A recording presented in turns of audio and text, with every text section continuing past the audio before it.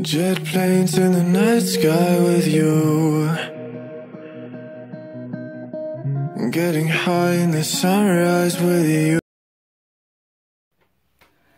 Bonjour à vous, j'espère que vous allez bien et que vous passez de bons moments en ce moment, mes chers amis. Alors aujourd'hui, je souhaite faire le sujet de flammes jumelles, mes amis. Donc, c'est-à-dire qui a inventé, ça me tatinait depuis ces derniers temps. Déjà, ça fait longtemps, mais je me disais, est-ce que c'est possible de parler de ce genre de sujet puisque tout le monde croit énormément à ce qu'on nous dit, ce qu'on nous vend dans la société actuelle. Donc, j'ai fait des recherches et par rapport à moi personnellement, ce que je ressens et ce que je crois, j'ai pris ce texte-là qui me correspond le plus. C'est Luz Garcia qui l'a écrit, c'est-à-dire le premier texte sur les flammes jumelles, mes amis. La première trace écrite sur les âmes jumelles remonte à Platon. Le banquet est un texte qui parle du grand amour, de complétude.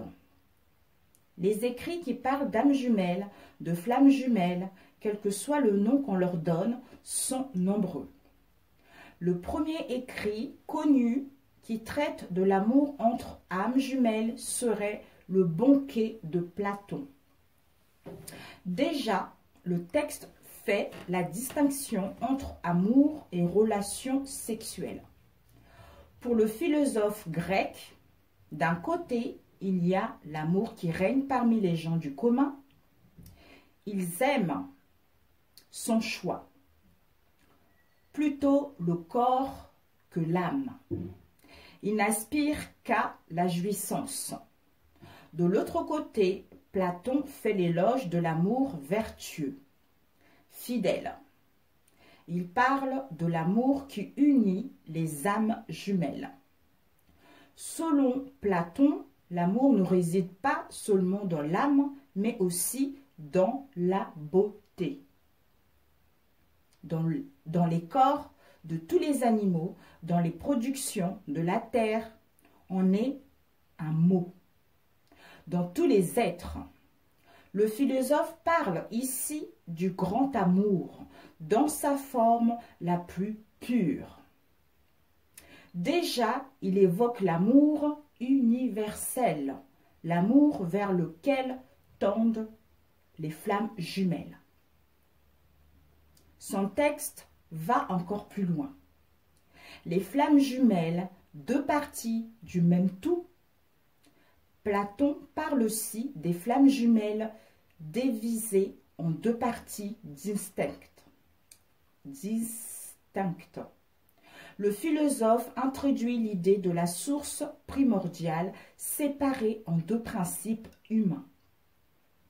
Le féminin et le masculin. Voyez, jadis la nature humaine était bien différente de ce qu'elle est aujourd'hui. D'abord, il y avait trois sortes d'hommes. Les deux sexes qui subsistent encore. Et un troisième composé de ces deux-là. Il a été détruit. La seule chose qui en existe, non, la seule chose qui en reste, c'est le nom. Seth formait une espèce particulière et s'appelait androgyne, parce qu'il réunissait le sexe masculin et le sexe féminin. Les âmes jumelles des êtres complets. Il poursuit sa description des flammes jumelles unifiées. En second lieu, tous les hommes présentaient sa forme ronde. Ils avaient le dos et les côtes rangés en cercle, 4 bras, 4 jambes. Deux visages attachés à un cou orbiculaire et parfaitement semblables. Une seule tête qui réunissait ces deux visages opposés l'un à l'autre. La différence qui se trouve entre ces trois espèces d'hommes vient de la différence de leurs principes. Le sexe masculin est produit par le soleil, le féminin par la terre, et celui qui est composé des deux autres par la lune, qui participe de la terre et du ciel. Platon parle ensuite de la séparation des âmes jumelles en deux principes séparés. Il poursuit de là vient l'amour que nous avons naturellement les uns pour les autres. Il nous ramène à notre nature primitive. Il fait tout pour réunir les deux moitiés et pour nous rétablir dans notre ancienne perfection. Chacun de nous n'est donc qu'une moitié d'homme qui a été séparé de son tout de la même manière qu'on coupe une sole en deux. Ces moitiés cherchent toujours leur moitié. Plus loin, le premier texte sur les flammes jumelles approfondit la notion d'amour. Il parle du désir d'être unis et confondu avec l'objet aimé de manière à ne plus former qu'un seul être avec lui. La cause en est que notre nature primitive était une et que nous étions un tout complet. On donne le nom d'amour au désir et à la poursuite de cet ancien état. Donc, mes amis, voilà le texte que je voulais absolument vous le lire. C'est « Moi, je le suis », sa vision à lui.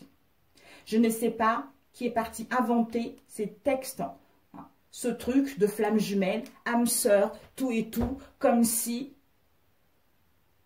il y a des couples spéciaux, sacrés, des couples non sacrés. Mais qui a inventé ça? Qui a inventé ça? Tous les couples sont bons. Tous les couples sont sacrés. Il n'y en a pas un qui est plus sacré que l'autre. C'est ainsi, c'est la vie. Nous sommes tous à la base un. Vous voyez? Un. Après, quand on vient vivre les expériences dans cette vie, par rapport à notre éducation, par rapport à ce que la société nous envoie, on se voit comme en étant séparés. Nous sommes continuellement à la recherche de l'amour à l'extérieur, alors que cet amour que nous recherchons se retrouve à l'intérieur de soi. Si vous rencontrez une personne, quel que soit ce que vous vivez, que ça soit difficile ou non, que ça soit chaotique ou non, que vous subissez plein de choses ou non, mais à la base, c'est un couple sacré, puisque à la base, vous faites qu'un. Si on prenait le temps de réfléchir, on prenait le temps de se questionner, c'est-à-dire, pourquoi j'ai vécu ces souffrances dans ce couple? Qu'est-ce que j'ai à comprendre par rapport à ce que j'ai vécu dans ce couple?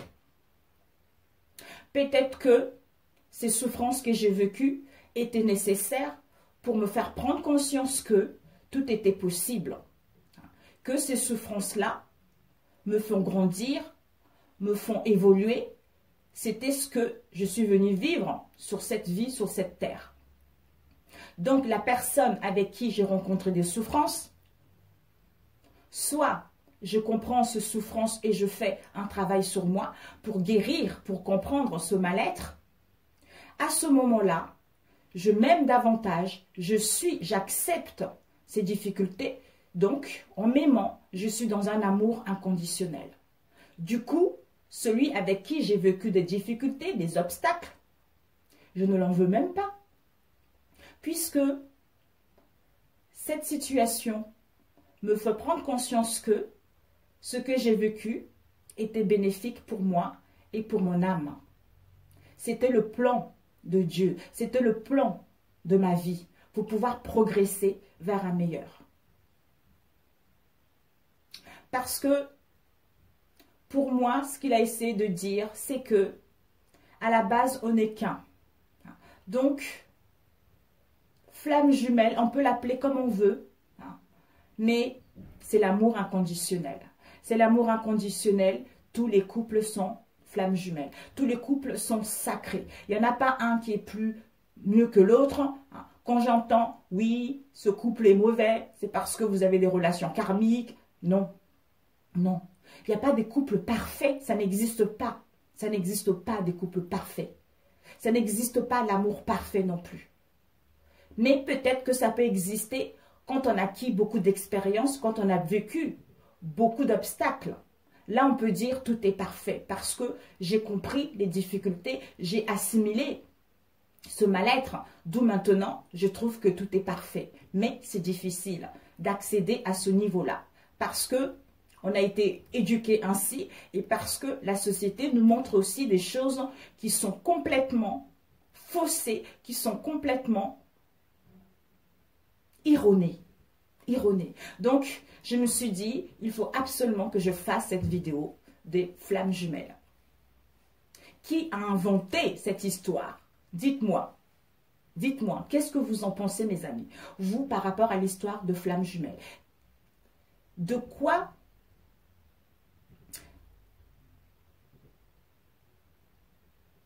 au fond de votre âme, qu'est-ce que vous en pensez, cette histoire? Qu'il y a des couples qui sont aptes à être flammes jumelles et d'autres non. Donc, je ne sais pas. Je ne sais pas. Et je sais que cette vidéo ne va pas plaire à tout le monde. Et franchement, mes amis, je n'ai rien à faire. Je n'ai rien à faire. Je préfère aider ceux qui en ont besoin que aider ceux qui n'ont pas envie d'entendre. Donc, il y a un moment, il faut dire stop. Il faut dire stop. Il faut arrêter de courir après des choses qui n'ont ni queue ni tête ou des choses juste pour faire vendre, pour faire dépenser de l'argent.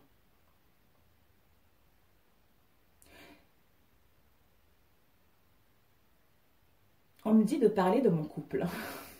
Je voulais parler autre chose et on me dit de parler de mon couple.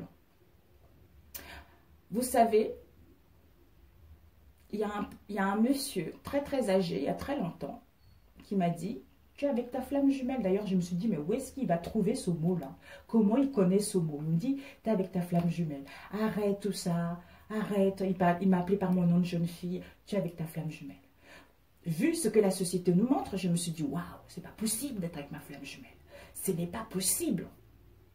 Vu tout ce que j'ai vécu, ce n'est pas possible. Les difficultés que j'ai vécues, il m'a fait rendre chèvre. Il m'a fait rendre folle. Vous voyez? Ça ne pouvait pas être possible. C'était pas possible. Bah, si. Comme quoi, vous voyez, c'est vraiment, c'est tellement faussé. J'ai vécu, là pour l'instant, je ne peux pas vous parler de fond en comble ce que j'ai vécu, mais je ferai une vidéo à part. Mais si vous, les difficultés, les obstacles, je suis devenue dingue, je suis devenue malade. Malade. Mais je me suis repris parce que maintenant, il n'y a que maintenant, j'ai 44 ans, où je me dis tout est parfait. Récemment, on m'a montré par des rêves, couple parfait. Au début, je me suis dit, non, pas du tout. Ça ne peut pas être possible. Non, non, non, non, non. Je le refusais, je le refusais, je le refusais. Mais il fallait que je passe par là. Donc, mes amis, une histoire d'amour, un couple ne peut pas vivre tout le temps subliminal, tout le temps joyeux, tout le temps... Non, ça n'existe pas. Des vrais couples qui sont aptes à durer, mes amis, ben vous rencontrez les obstacles pas possibles, des gros cailloux sur votre route. Mais c'est justement à partir de ces gros cailloux que vous devez travailler. Toi, tu dois travailler sur toi. De ne plus dépendre de ton autre. Te valoriser, reprendre confiance en toi, t'aimer davantage et laisser l'autre de côté, être un peu égoïste. Et quand tu es égoïste, tu penses à toi, tu commences à retrouver la joie, tu commences à guérir de tes blessures, ben l'autre aussi, il travaille. Et l'autre qui n'y croyait plus à ces choses-là, vous commencez à parler, il commence à te sortir des phrases, tu te dis, mon Dieu, mon Dieu, je ne savais pas qu'il connaissait ça. Alors qu'au début, pour lui, c'était insemblable. Oui, ça n'existe pas, ce genre de truc, machin.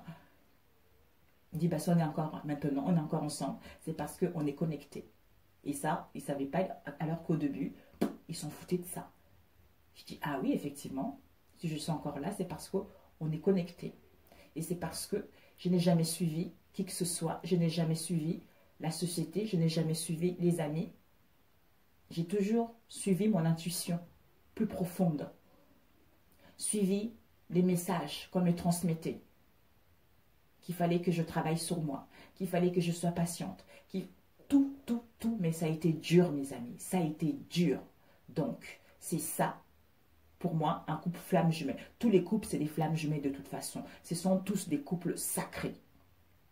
Donc, avant de dire, oui, on est né dans un œuf, on est séparés, machine, nanana. Non, à la base, on est tous un, à la base, tous, sans exception, tous un. Donc, on est tous des flammes jumelles, mes amis. Donc, il faut arrêter tout ça. Les pauvres gens, quoi. Des pauvres gens qui courent après quelque chose qui est complètement illusoire, qui est complètement erroné. C'est fou, ça. C'est dingue. Aimez-vous, mes amis. Aimez-vous, prenez soin de vous. Et je vous assure, quel que soit ce que vous rencontrez dans vos relations, vous savez au fond de vous si cette relation est bonne ou pas. Même si vous vivez des obstacles, vous savez très bien au fond de vos tripes, au fond de votre âme, que cette relation, même si c'est dur, je dois persévérer. Il y a un moment, vous aurez... Là, franchement, mes amis, ça a été tellement dur pour moi. J'avais entrepris des démarches. Je voulais divorcer. J'ai tout fait. Mais à chaque fois, il y avait des obstacles pour ne pas le faire. Tout le temps, tout le temps, tout le temps. Et là, je me suis dit, c'est impossible. Je m'en fous. Je sais que vous me guidez, mais là, je m'en fous. J'ai mon libre arbitre. Je prends ma décision. Je me casse. C'est bon, là. Stop. Que ça s'allume ou pas, je n'ai rien à faire. C'est ma paix. C'est l'harmonie, la paix que je veux. Je vais être tranquille. J'en peux plus. Et là, on me disait, j'avais encore des révélations par des songes, tout le temps, tout le temps. J'ai dit, mais ok, en fait, en même temps, j'étais contente, mais en même temps, je me suis dit, de toute façon, je suis focalisée sur mon but, sur mon objectif, donc je ne lâche pas. J'ai appelé les avocats, tout ça, les juges pour me renseigner, tout ça. Ben, en fait, à la dernière minute, tout change. Tout a changé. Comme quoi, mes amis, c'est vrai que il faut vraiment se concentrer sur soi. Ce que j'ai remarqué aussi, quand j'étais dans ces difficultés-là, moi-même, je fais des cartes, vous voyez. D'ailleurs, je suis en train de voir si je ne vais pas plutôt faire des sujets pour vous aider à aller mieux, à vous guérir, plus de joie, plus d'amusement, même si vous êtes malheureux, pour essayer de retrouver cette joie.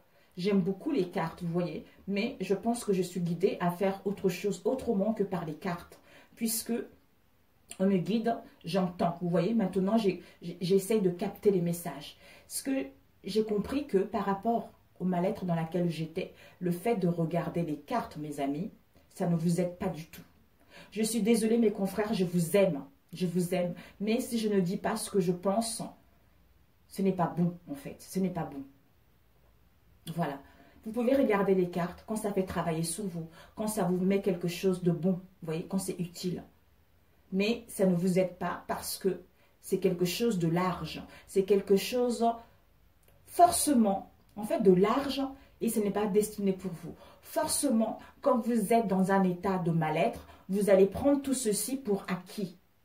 D'où vous allez encore être beaucoup plus profond, vous allez encore être beaucoup plus mal en fait. Plus mal et ce n'est parce que ce ne vous est pas destiné, voilà. Ce ne vous est pas destiné. Le fait d'être dans un état de mal-être, forcément, vous allez l'interpréter par rapport à votre situation. Et ça vous met encore dans les états pas possibles.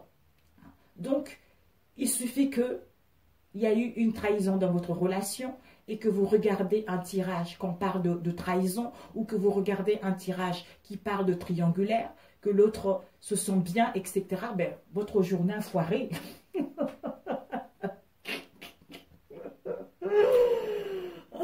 gosh. Votre journée a foiré. Vous dites, oh merde, le salaud. Et vous soupçonnez, et vous réfléchissez, cogitez, et ce n'est pas bon. Et là, je me suis dit, tant pis, je n'ai plus envie de regarder. Je vois beaucoup de messages, comment dire, de notifications. Oui, ton autre machin. Oui, il va quitter, il est triste sans toi. En fait, je ne fais même plus attention, je laisse. Je laisse parce que je me dis, j'ai plus envie. Je suis tellement mieux maintenant. Je suis tellement épanouie maintenant. Personnellement, je préfère regarder des vidéos sur les émissions rigolos, sur le développement personnel, sur quelque chose qui te fait du bien. Vous voyez, pas ce qui se passe chez l'autre. Parce que quand tu regardes ce qui se passe chez l'autre, c'est parce que tu n'es pas aligné à ta source. C'est parce que tu es déséquilibré. Donc, alors que quand tu es aligné à ta source, tu as cette bonne estime de toi, et tu t'aimes davantage. Tu t'en fous de ce que pense l'autre. Tu n'es même pas à l'attente. Parce que si tu es aligné, tu sauras que, même si pour l'instant tu n'as pas de ces nouvelles, tu sais au fond de toi que ça va arriver.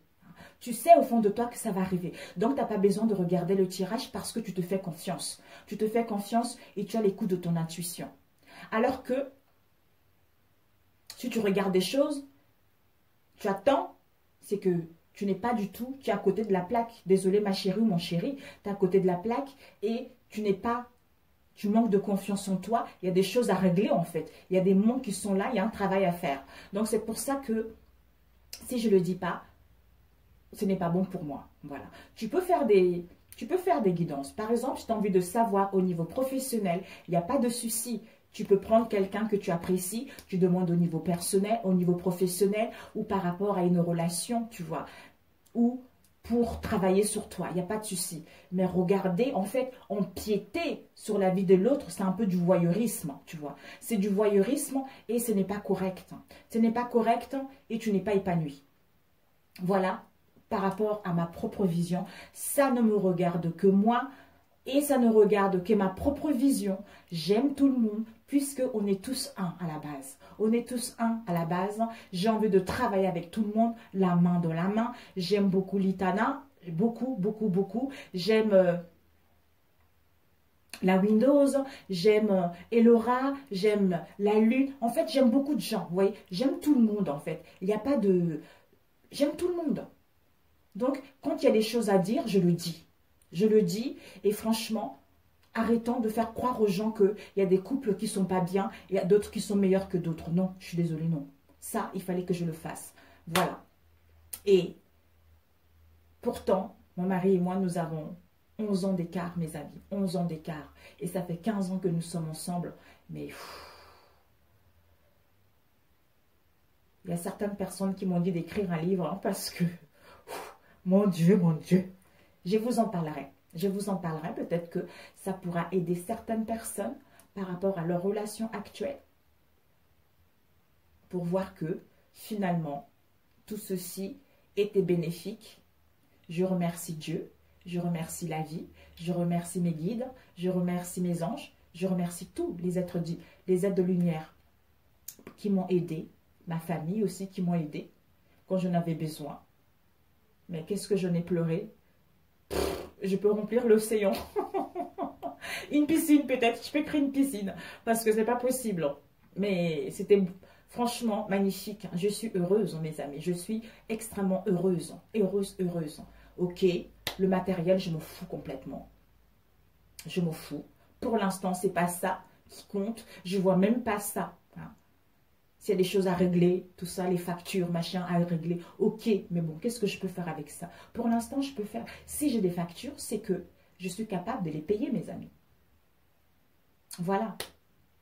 Si je suis dans ce mal-être, si j'étais dans ce mal-être, c'est que je suis capable d'être mieux, d'être joyeux. Mais il faut faire un travail sur soi. Et je sais que ça fait mal. Les gens ont du mal à comprendre que la base, c'est eux. Ils préfèrent attendre de l'extérieur. Ils préfèrent, en fait, comme si ils préfèrent laisser ce mal-être, ces souffrances, enfouies à l'intérieur, hein, pour justement aller vers les distractions à l'extérieur. Alors qu'on perd son temps, l'âge, On vieillit, mes amis, on vieillit et quand on partirait de ce monde, c'est dommage d'avoir de regrets, de ne pas avoir vécu à 100% ta vie, de ne pas avoir créé ce que tu es venu faire ici ou assimiler la leçon que tu es venu faire dans cette terre, sur cette terre en fait. Donc c'est dommage. C'est dommage de laisser son pouvoir à l'extérieur. C'est dommage de laisser son pouvoir à certaines personnes. Parce que ce n'est pas ça la vie. La vie, c'est on est tous bien. Hein. On est tous bien, quel que soit ce qu'on vit, mais c'est nécessaire. C'est nécessaire pour pouvoir évoluer. C'est comme ça, c'est la vie. Hein. Donc on va me dire, oui, tu vois là, il y a des gens qui tuent, il y a des gens, des viols, machin. Ça, soit, je conçois. Mais je n'ai pas envie de rentrer dans cet état-là.